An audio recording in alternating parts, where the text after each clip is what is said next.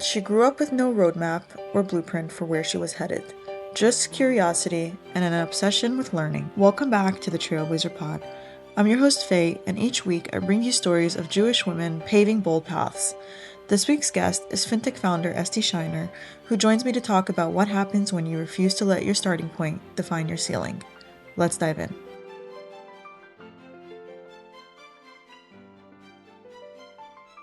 I finally get to meet you. No, I'm so excited to meet you too. I feel like And I it feel like we're is. friends. I feel like we're Yeah, friends, but we don't know each other. yes. I've been following you on LinkedIn and I was like, you go girl, and we never actually spoke. So I'm excited for this. So thank you so much for finally joining me. How are you? Good, good. It's so good to be here and I'm happy we got this to work. Yeah, and you're doing this bright and early on your end, which I really appreciate. I want to get to know everything about you in like 45 minutes. So we're going to start from all the way back. So I want to know, what was little Esty like? How did you grow up? What was your personality at like 5, 6, 7, from what you can remember? Yeah, good question. I grew up in a really big family. I have 10 siblings, so six sisters, four brothers, and my parents were like a Chabad rabbi and rabbitin, so they had a Chabad center where we'd have like a lot of guests, and they had a lot of programming for Jewish people. When we were growing up with 10 siblings was quite chaotic, so there was always something going on in my house. As a kid, I was a middle child, so I'm six out Oh, of 11. Yeah. oh. I was always quiet, just trying to do the right thing and Yeah. trying not to like take up too much attention Yeah. or, I had like other siblings that were struggling. And so I always trying to be like a good kid. Yeah. Um, I was also like a little bit in my own world. So I would just kind of like retreat and like read books for hours Mm. and yeah, I just a little bit of a bookworm and I read like every single book in Wow. the library. We were super religious, so we only like were able to like read Jewish books and we weren't Yeah. able to watch movies. We didn't have, we weren't listening to any like music that was like secular. So grew up kind of in a super religious house and yeah, a little bit to myself, bookish, super bookish. Yeah. It's so interesting because, you're saying you were trying to like be the good girl, but in on the other side of that, like if you look through your life from what I know, you always kind of took bold actions and you always kind of were like doing your own thing, which almost contradicts what you just said about like just like, oh, like I'll just be the good girl. And it's like, how does that fit together? Like you're so brave and like so ambitious, and obviously like Trailblazer Pod, I think you're a real trailblazer in that way. And it's like, how do those two things explain each other? Yeah, it's a really good question. It's interesting because, I always had my own things that I was into. Like I said, I was always someone that took a lot of time for myself. I was quite stubborn. I hated when people told me what to do. I, if somebody asked me to like clean up or do something, I would just sulk and like go to my room and just not listen to them because like, how dare you tell me what to do? Right. But so I had that like personality as well. But, even today, like I do bold things. Like I'm really excited what I'm doing and I'm really excited about the moves that I'm doing. I do feel like I really try to like sometimes stay in the line. Mm-hmm. Like, where maybe I'm like making a bold move, but I'm afraid to like be a little bit too bold. So, Right. uh, I still for sure Interesting. struggle with like people pleasing and Mm. making other people happy and getting everyone's like external approval. So, yeah. Yeah, and I think we're gonna get into that later on with like imposter syndrome and all this stuff and I think it's really interesting because I think we sometimes look at people, especially now with social media, and we think they're like one way because of all their accomplishments or like the things they're doing in their career, and then you speak to them and they're actually shy and they're actually nervous and they're like fearful, and it's like, how does that make sense? But I think we're all just so multifaceted, right? Like none of us are just like one dimensional. So I think hearing those parts of you, I think it's going to explain the rest of our conversation. So I'm glad we started there. Another thing I'm really excited about is that we grew up pretty similarly. We grew up both Hasidic or Hasidish, however you say it, and we both kind of took our own little path away from that, but are still very respectful and like proud of where we come from. And I'm also in the fintech space, which we'll have to catch up some other time. So those like little things that kind of are like similar in our stories. I'm excited to learn from you because you've been in the fintech space longer than I have, and you're younger than me, but you've definitely accomplished more than me in that space. Like that's just a fact. So I think I'm gonna really learn from this conversation. So I'm excited to get into it. Back in middle school, I read that you won second place in a National Hasidic Philosophy Championship thing. First of all, what is that? I've never had access to that growing up. And how did you get into that? It seems like you've always had this part of you. Yeah. So, for me, I always loved learning. Like, I always loved like challenging myself. And in high school, there's this like new organization where, like in the Chabad world, where they were really into women's learning, and women's learning for the like sake of women's learning. In some like religious communities, the women don't really get the same level of Right. education as like the men do. And, like this organization was like, okay, no, women should like really, really like learn Hasidic like philosophy Wow. well. And, like they call it like Memarim. Mm. So it was like one of the previous rabbis, all of his like talks and his like the core philosophy. And so, um, I don't know why I got involved in it, but yeah, I just would like learn on the side. And I had, Wow. yeah, we take tests every week, and then we had this like competition, and I was surprised that I won second place, and it was like Humble as it was always. yeah. No, it was cool. It was like I wouldn't say I look at it as like a big thing in my life or like a big event or a changing event in any way, but it was definitely I really loved learning, so it was exciting to learn Yeah. just for the sake of learning.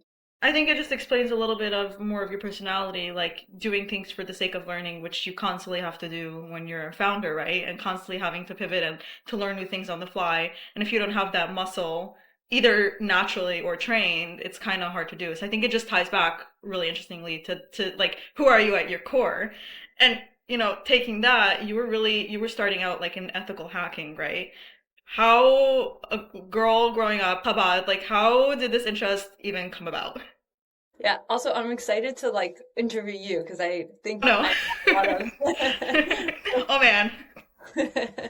uh, so okay, so this is a story that I tell myself, and I don't know. This is of how I got here. So I was in high school, and I kind of did my own thing, and our school was really small. We had 30 girls in the entire Mm. school. We didn't have a lot of like resources.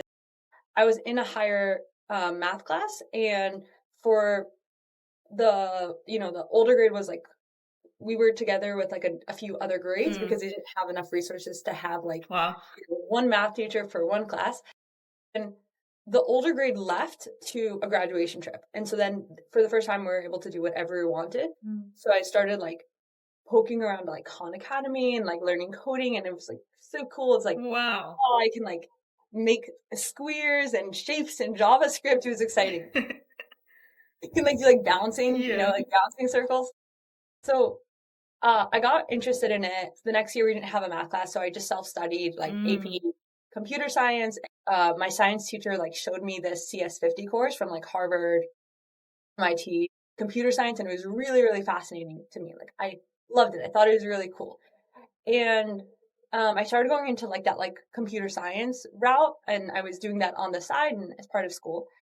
And now I didn't know anything about like anything, right? So I remember in like 10th grade or 11th grade, I was like looking at, different ways to get like a, a career in tech. And Mm-hmm. there was like this Flatirons boot camp that was like a 6-month path. Google told me there's like a 5% acceptance rate. And back then I was like, what if maybe if I'm smart enough, if I work hard enough, one day I could get into like Flatiron boot camp. Like that's Wow. how that was my glass ceiling. Like it was Wow. pretty low. And so I didn't know anything about it, and that kind of helped me because, one day in 12th grade, my friend is talking about how her friend got an internship, a tech internship. And I was like, hey, I want to do a tech internship. And again, like I didn't know enough to know that like 12th graders don't get tech internships. And That's so also, cute. yeah. And also, so I started like searching online to see like how I can get my tech internship where I can apply. And so Google has this program. So one of the biggest programs for high schoolers is this program called like Google Security Computer Science Summer Institute. And I applied there, and I almost didn't apply because it was like Mm. it was so like out of character from where I Yeah. came from.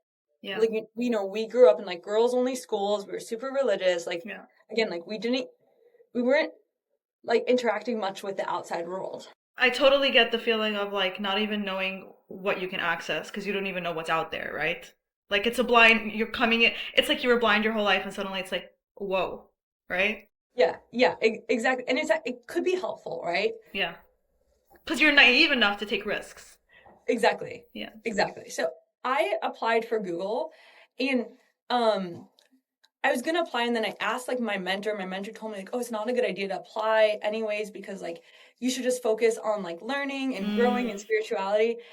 But then Google sent me a reminder because they're like, "You never finished your application, so can you just finish your application?" And I'm like, "Okay, come on! Like I already wrote these essays. Like I might as well just press submit." And then I got into Google, and that was like the beginning of like it was like a whole new world. Like I didn't even know like Mm-hmm. what that was and what that meant. And like I believe like again, like my highest ceiling was Flatiron Bootcamp. And then Yeah. I went Google and I'm like around all these like smart kids. But then I realized like I'm not the dumbest person. Like it's not like Mm. I'm not like it like there's kind of, like potential. I'm like, whoa, I Yeah. could maybe do this. Wow. And that kind of started like my whole career in tech. I got into security because I thought it was like a really interesting field. There's not a lot of women there. Yeah. And then once I got into security, I was like, okay, I don't want to be so much on the compliance side. I want to be super technical. So like Mm-hmm. the most technical part of security is like, hacking and pen testing. And I started like, really working hard and Yeah. excelling there.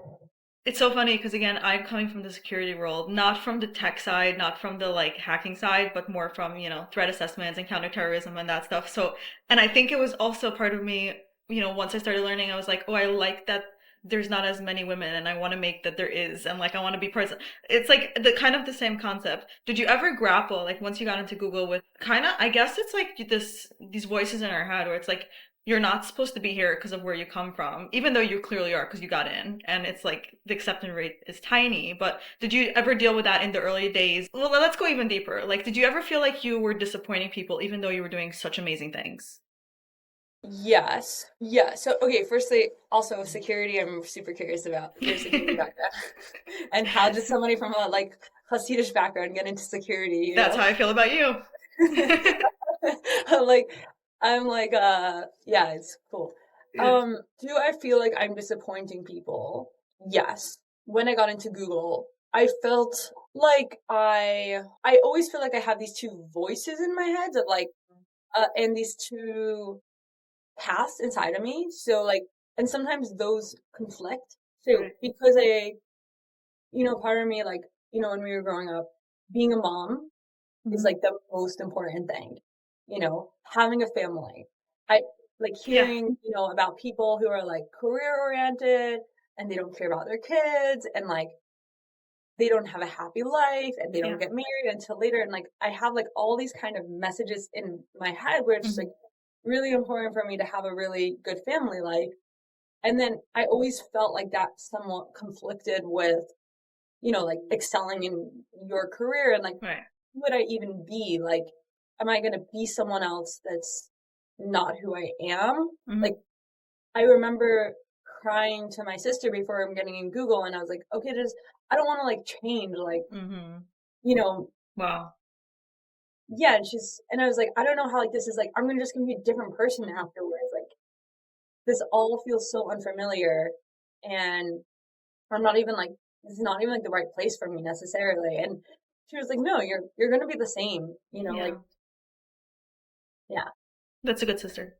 I think it's hard when we have so many different parts of ourselves that we want to nourish and like want to flourish, right? And it's hard to even realize first of all that there's different parts to ourselves. There's like I have it with like I live a somewhat traditional life where I live in the country with my husband. I have a dog and a cat, and it's like I'm a homebody at this point. I wasn't always, but at the same time, I'm like super career driven, and I'm not ready to have children because I want to focus on my career. And where I come from, where I want to go, where I am, right? But once we realize that all these parts are a part of us, it's like all the sum of 100. It's not necessarily like this is one Esty and this is another Esty, which I have to figure out for myself. Like, I'm not Faye version 1 when I go see my family. I'm Faye version 2 when I'm in a room with business people. It's all the Yeah. same person, right? But I think, interesting to think about like what you're doing can disappoint somebody but also be so amazing to like the rest of the world. Like, how did she manage to accomplish that, right? It's like Yeah. hard things to deal with, and I feel like, I don't know for you, but for me, I like deal with it every single day almost. It's like an ongoing conversation in my head.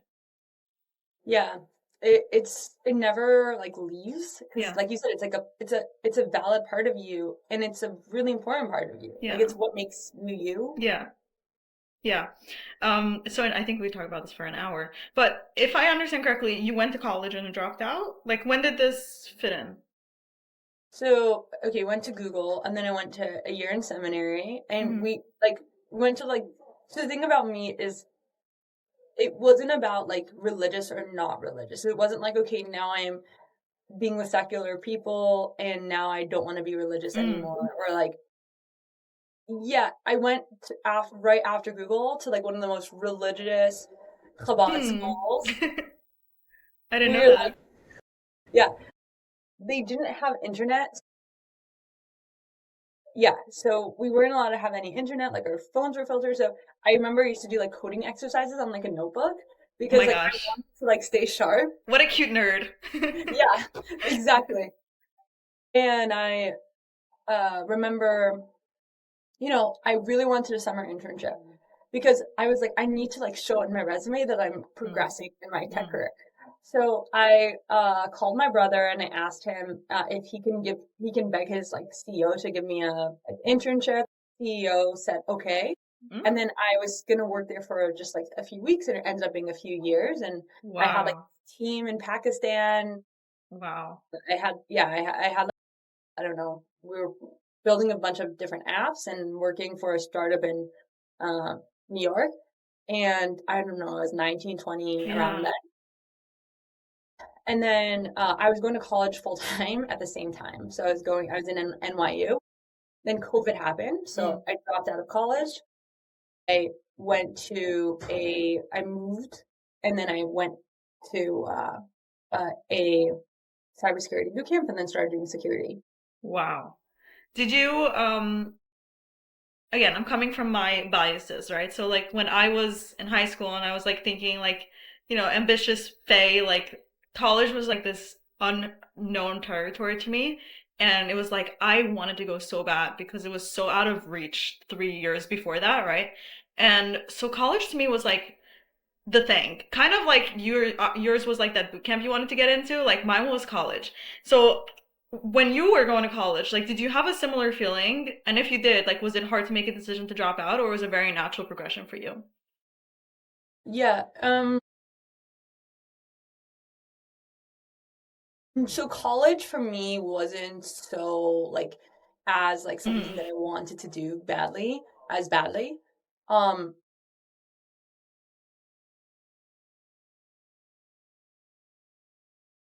I did transfer. So I started going to a religious college and then I was doing like 18 credits a semester, like Mm. and working full time or something like that, like some Yeah. really crazy workload.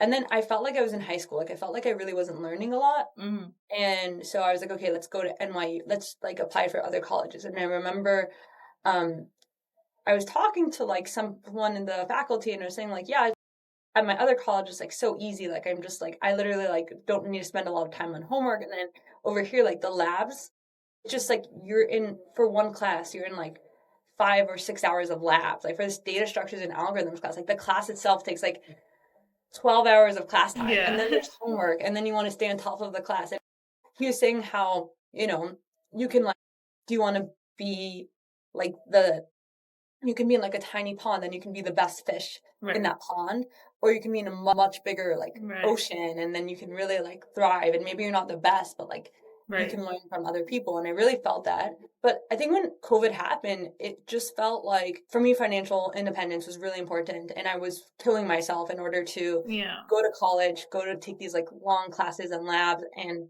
work at the same time. And then I still had my engineering team, and like was No I biggie. yeah. So then it felt like, when COVID happened, we couldn't go to class anymore. So like there's no college experience. So it felt like, wait, I'm paying like Right. $50,000 a year. Like I'm working and, paying off my Yeah. college at the same time so that I can sit in front of a computer. Like this doesn't Yes. make sense to me. And Yeah. that was like my thinking. It makes so much sense. I mean, you sound like a very like logical, rational, practical type of person. And I didn't have the college COVID experience because I already finished college by then. So I guess I'm 30. How old are you? I'm 27. Yeah, so I'm 26. I'm turning 27 I do the in same next. thing. It's so funny. Okay, so like we were a few years apart in that. So I do totally understand the experience completely changes how you look at it. But you were running this like team at 19 and you started learning leadership from such a young age that I think people have to go to college and grad school to get to those places. So it's almost like why are you going back? Almost like you skip steps, so why go backwards? It makes a lot of sense. So, how did you go from that founding your own company, Shiboleth? I'm saying it Yeah. correctly, I think. And getting into YC and all that. Like, when did that happen?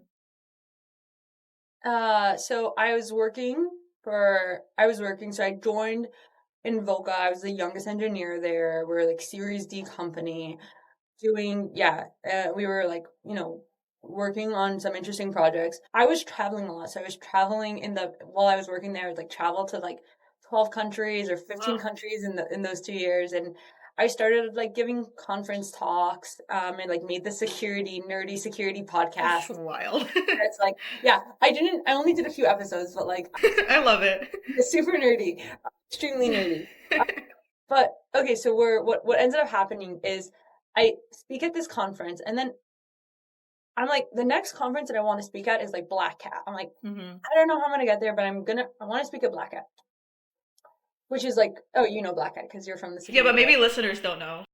Okay, so Black Hat is just like the one of the largest like security conferences. And so around that time, I was in WeWork, and I had like everyone at WeWork in Colorado would just hang out together, and there was this person there that we were both like nerdy and around like we were bored and nerdy, and we we were just like sitting around, and we had this idea Tuesday, and we basically started like working on this project, these like dumb projects. Like one project that we were working on was like this face matching app to see if like people look similar to their exes, so Mm, we can measure people choose people that look similar to interesting. them, or people are attracted to people that Hmm. look similar, and then we're like maybe also like voices, like maybe we're more soothed by people who Mm. sound similar to us. And we're like he's like an ML researcher, and he's working in uh, basically like the leading teams that are preventing fraud. Instead of trying to figure out who the fraudster was, he was working on algorithms to figure out who's the most likely to be hacked Mm. so that you can like put protections in place. And the product that he was building and working on was like selling to like the 10 largest banks in the US, like the Wow. Chase and Bank of America and everyone else. And we were just like bored.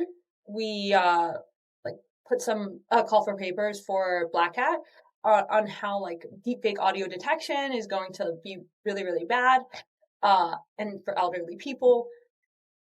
And I think I wrote the call for papers in like one day. Like I didn't think we'd actually get accepted, Yeah. but then we did. And you know, we had this coach who made us feel like $1 million, who was like, "Wow, your ideas are like so good." Like, you know, Wow. and that matters more than anything. Yeah. He introduced us to his friend who's a TechCrunch journalist, and we talked to him. And the TechCrunch journalist was like, we told this TechCrunch journalist that we have this device. We can tap landlines and then tell the grandma if like the person is calling is fraudulent or not. Mm. And he told us, okay, can you like show it to us? And so then the next few days and few nights, my co-founder just like spent like, getting a Raspberry Pi, loading the model on the Because you Raspberry didn't Pi. have it. You just said it, and you didn't have it. Yeah, it was like a good idea. Like we Yeah. just figured out how it could be Yeah. done. And then I like spray painted, Oh my gosh, so cute. the Raspberry Pi, and we put a sticker on it. And remember, like this is right before our big talk. So it's like the day before our talk, we're running to Home Depot in Las Oh my Vegas and just gosh. like finishing the last touches. And like it actually works. Like it detected, 11 labs like live and other, deepfake audio detection models. And then what ended up happening is this investor, we met with this investor, and it was a government investor, and she was like super serious, and we went out to lunch with her, and she's like asking us about our business like plans and like she's like, are you working on this full time? And we're like, no, like we have full-time jobs, Yeah. like this is just our side projects. She's asking us like, are you going to sell to consumer, are you going to sell to banks, are you going to sell, like, is this a hardware product, is this a software product? And for us, the answer to everything was yes. This both a hardware product and a software product, and you don't understand because the hardware is so important and the software Oh is my important. gosh. Also an AI company because like the models are important, right? And she was just like, after the talk with her, she was like, guys, like you should probably go to Y Combinator. Like you might need help with like your business plan, you know? Oh So my gosh. You should write yeah, a book. That's so funny. It's almost yeah, like classic founder story, but so also out of pocket, like how this happened.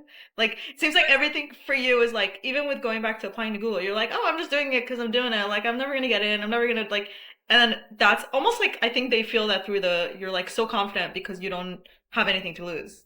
You know? yeah, yeah. Literally had like zero to lose. Like Yeah. it was exciting though, like we were working on really important things and Yeah. it was super exciting. But also, Wild. So you yeah. applied to Y Combinator and you got in. Like what was that like? Like how did you feel when you guys got in? Were you guys shocked or it was kind of like, yeah, we belong here? Oh, we were so shocked. We were like, oh my God, our lives are changing. We moved all the way to San Francisco Yeah. and was like, I don't know, I was living in New York, just packed up one Wow. day and left. My dad thought it was a scam. He's like, Mm. which kind of company like tells you to like move halfway across the world and you have like one Yeah. day to decide, you know? Wow. Yeah. So I mean, it does sound like out of the movies, especially when you're coming from like our communities, it's like, who's trying to take advantage of my daughter? You know? exactly. Wow, so funny. So I read that when I heard of your company, I think it was already after its pivot, because I think that's when from your sister told me about you. But I read that obviously you started with like this deep fake stuff and then you pivoted. And you were talking about like the initial idea was like a sexy idea, right? But you had to make the decision to shift. And I want to ask you some founder questions. Like, let's get into that a little bit. How do you separate the ego from the idea, the initial idea you had, which is like you work so many hours on this and you were getting that's how you got into Y Combinator, and letting that go to understand like this is not actually the tool to solve the problem that we're looking at. Yeah, it was so hard. And I almost wish that I did it like sooner because, we were in the batch for about 3 months and, we're talking to about 35 people a week, Yeah.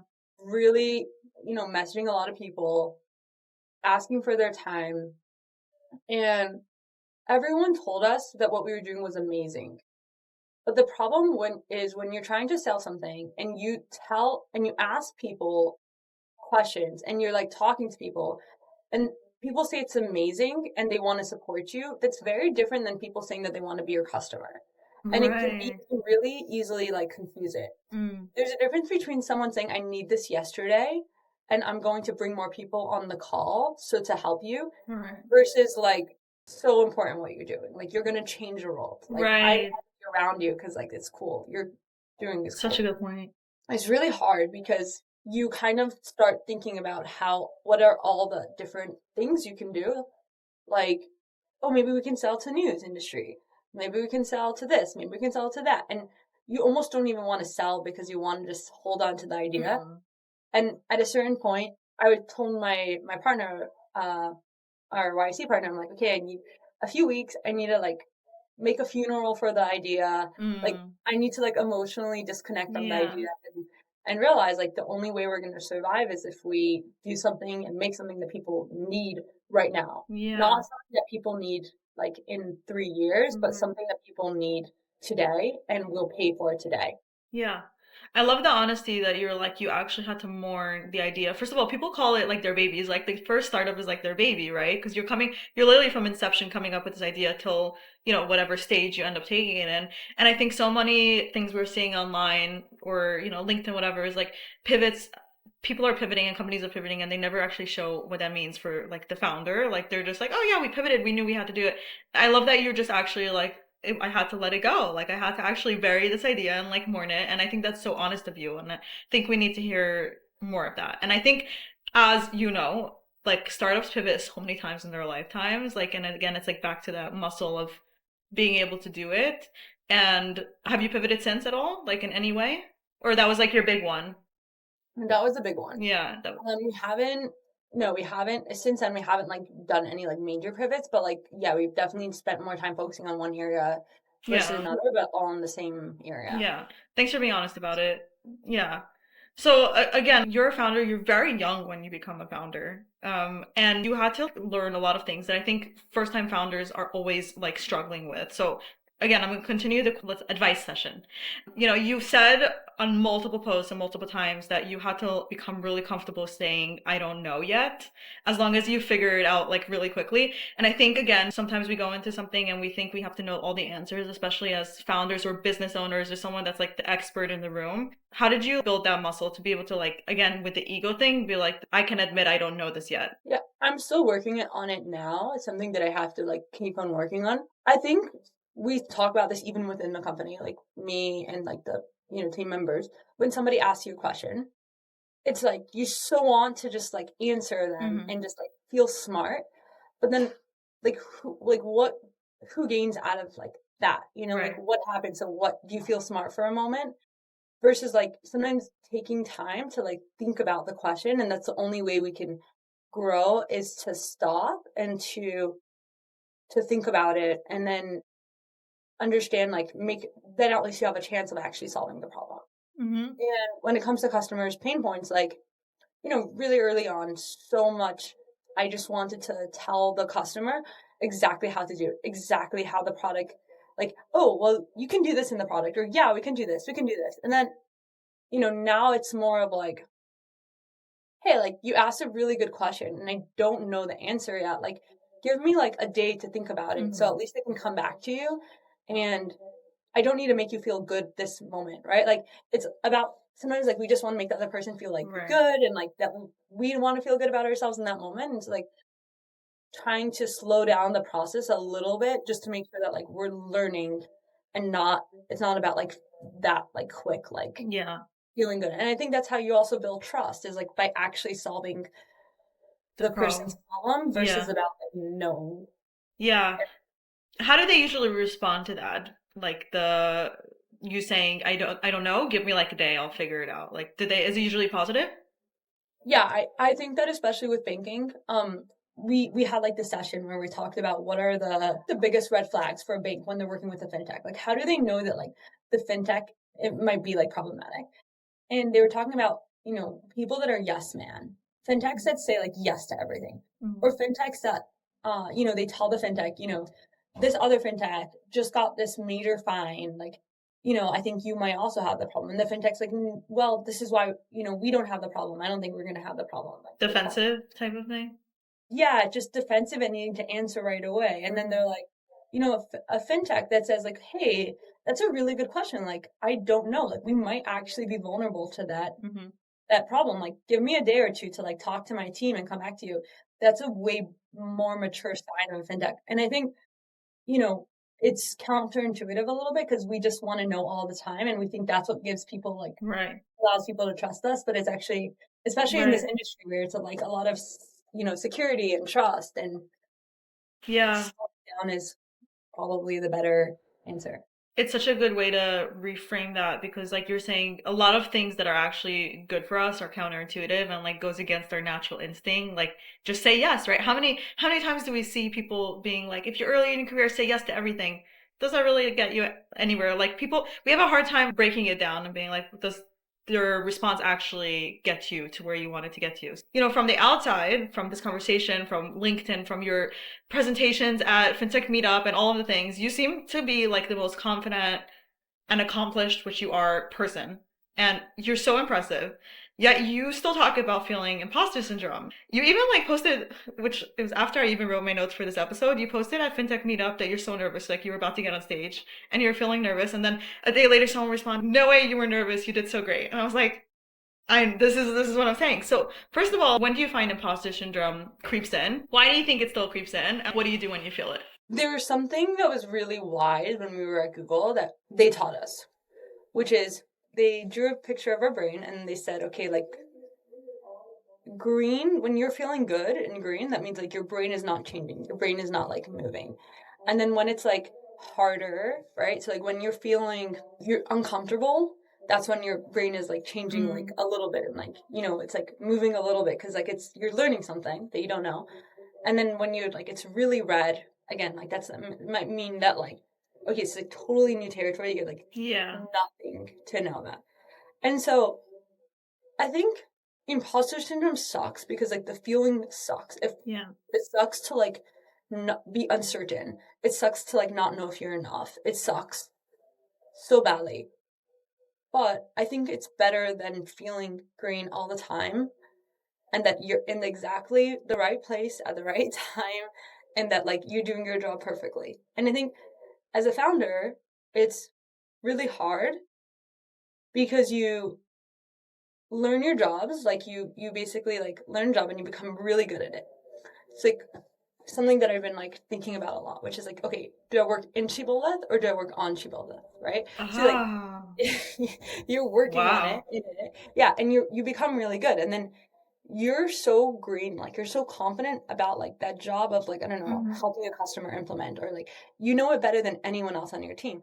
But then the next thing is like if you actually want to improve, you have to choose something that you're actually like bad at, and then give what you're okay with to someone else whenever you're trying something new that like is out of your like Mm. what you feel totally comfortable with, it's gonna feel uncomfortable because it like genuinely is uncomfortable. Yeah. So Your answers are so tactical. I love it. It's just like no BS here. You're like, when you look at the brain, like, I love it because it really paints a picture. You're really explaining it from like intellectual point of view. I really appreciate it. It's very refreshing. But like when you actually feel it, like let's talk about that fintech post. You're like feeling imposter syndrome, you're feeling nervous. How do you regulate your body? Even knowing all this stuff, right? It's like really hard when your body is like trying to tell you one thing and like, yes, I'm going to grow and I'm going to expand from this. But like, what do you do? Maybe even physically to, you know, kind of calm your nerves down and like go and do it. mm, good question. I remember before FinTech meetup, Phil, who is like one of my favorite people, I messaged him and I'm like, okay, tell me the questions before this panel. And he's like, nah, it's fine. I'll see you in like the conference room before. And I see him in the conference room, like, dude, like, just send me like what are you gonna talk about? Just like tell me so I can prepare, you know? There's like customers in the audience, like there's potential customers in the audience that we've been talking to. Yeah. Like there's like it's like pressure, like I don't High know what you're gonna ask. stakes. And yeah, I have zero clue what you're gonna ask me. He's like, no, Esty, like you don't believe in me. Like I'm one of the best in the industry at this. Like he's like, if you can't answer my questions, like you have a problem. No. And and it was like, he is really good. Like now I am comfortable being with him in a panel and not preparing because Phil is great at what he does. Shout out to him. But it is like nerve wracking.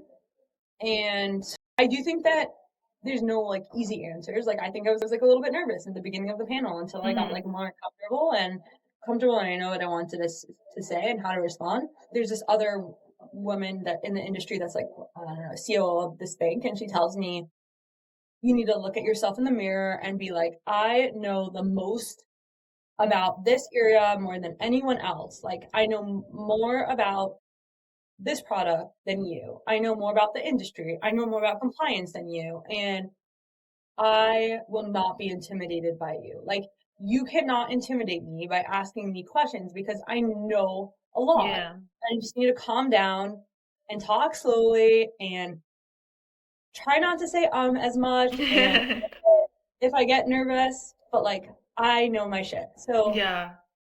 yeah. Yeah. I mean, I guess it's almost like you do it anyway, especially if you know you can back it up with yourself, right? Which you obviously can. I mean, you're there for a reason.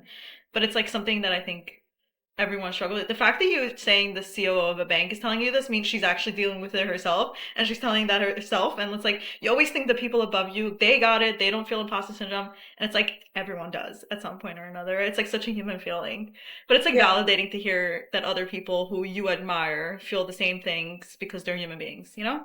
So first of all, before I like close off here, we talked about Shibboleth. What is it today? Right now we do compliance monitoring and testing, and we do different things for banks and for fintech. So for banks, we allow them to automate a lot of their compliance internal like activities, such as like again like responding to and reviewing complaints, looking and reviewing marketing materials, and doing their testing, the regulatory testing. And but more importantly, our focus with banks is partner banks. So banks that have partner fintechs, those banks are not usually as well staffed, and they have like, you know, fintechs like Stripe or Block or massive sized fintechs, Yeah. and so they have to show the government that they're having and doing oversight with the fintech. So we excel at allowing those banks to see their fintechs and to monitor their fintechs automatically. And then on the fintech side, we allow them to automate and monitor their own compliance and connect directly to their data sources and Wow. alert them if there's anything that is non-compliant, and allow them to report that easier to the bank. So Yeah. So cool how it like grew from the original idea. Who came up with the name? uh, this like Israeli investor that Mm-hmm. we talked to, like 3 years ago when it was deepfake audio detection. We are thinking to switch it, but then some people remember it, like the folks who are like knowledgeable and know the Bible. They're like, "Oh, what does Shiboleth mean?" Yeah. So And what uh, does it mean? it's the word to differentiate between like friend and foe based off of their verbal like cues. Very So, for cool. example, in Ukraine-Russian war, where like the Russians and Ukrainians look similar, they might use the word of like and say like, "Oh, that's Aunt Patty's ice cream shop," and then someone who's a local would know that, but then someone who's not a local would say that the ice cream shop is just like Barbara's ice cream shop. So we did this for deepfake audio detection because we were able to Very differentiate cool. between like human and AI generated voices. In compliance, it's somewhat similar because we're trying to like differentiate between if something was done compliantly or not Mm-hmm. based off of Very these cool. little regulatory like Yeah. kinks. Love it. Very creative. So to end off, I want to ask you, you've said in posts that you're very much on a path that wasn't on paper meant for you, right? Like no one would expect you would end up here. And you are, which is incredible, and why we're talking. But if someone's listening today and is feeling like they're not the typical founder, what advice would you give them to kind of deal with that emotional toll or emotional questions that you have and just like move forward, do it anyway? And I guess the question is like, what is a founder actually? We think they fit like this mold, but obviously they don't, right? Yeah, good question. There's two ways that I'd answer this, which is the easy answer is obviously like there is no like blanket stereotype of founder. The people that you sometimes think are going to be the best founders are not the best Mm-hmm. founders. The people that you grew up with and you said like, oh, they're going to be like the bosses. Like Right. maybe yes and maybe no. A lot of times no. The people that investors think are like the best performing companies of the batch are a lot of times not the best performing companies of the batch. So I think the more important thing is to think about like what is the need. It doesn't really matter if you are or if you're not the right person or the right personality or the right background. The question is like, are you solving problems for customers? Right. Do they need your product right now? And like, are you improving every day? Right. And like, stop thinking as much about like your personal journey and if you're good enough or you're not good enough. Like, you're only good enough if you're solving the problems that your customers need. Yeah. I think that's also like, when I was pivoting, it was really hard because it's like, deepfake audio detection was me. It was my co-founder and I like research. And it was like, it made sense. It was like, this is our career, led to this, and it makes so much Yeah. sense. It's like, an art portrait, a self art It was portrait. like And in then, your DNA. yeah, Yeah. exactly. And then you come to a stage where like, no, it's like who is the customer? What do they need? Like, what do they want?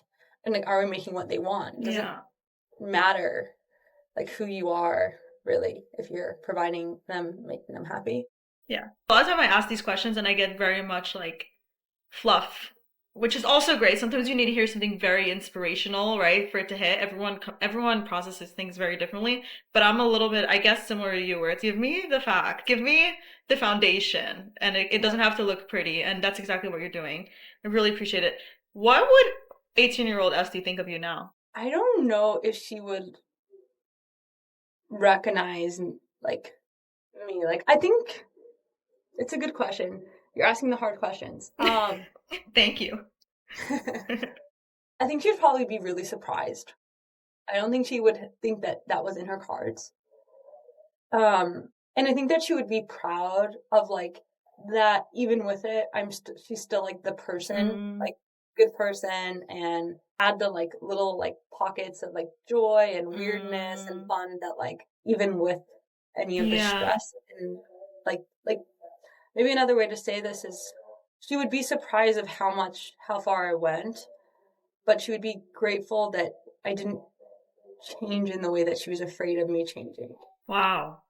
It's so powerful because I always start from like childhood and like the beginning because this is exactly what happens. Is like the fears that we have as when we're starting out are usually like just fears. And then to look back and be like, 18-year-old me was so nervous talking to my sister and being like, I don't want to change. I'm going to Google. And then 27-year-old you, 26, almost 27-year-old you is like, oh, that's actually something she would be really proud of. Like, it's so cool. And then also the fact that it sounds exactly like you were saying, like, you were that girl who, like she wanted to be the good girl, like at 5, 6, 7, but also was always like doing her own thing. Like, you're still that. You're literally still that. You're like so true to yourself. And maybe it like goes in a really weird way, but like I think eventually we always like find our way back to like, who is little Esty. And it's so cool to see the progression. But I really want to say this. I'm such a fangirl of you from afar, and to be able to get the time and sit down with you, I really appreciate it. And I know people have people they look up to. You're one of those for me. That's so sweet. But thank you so much. I really appreciate it.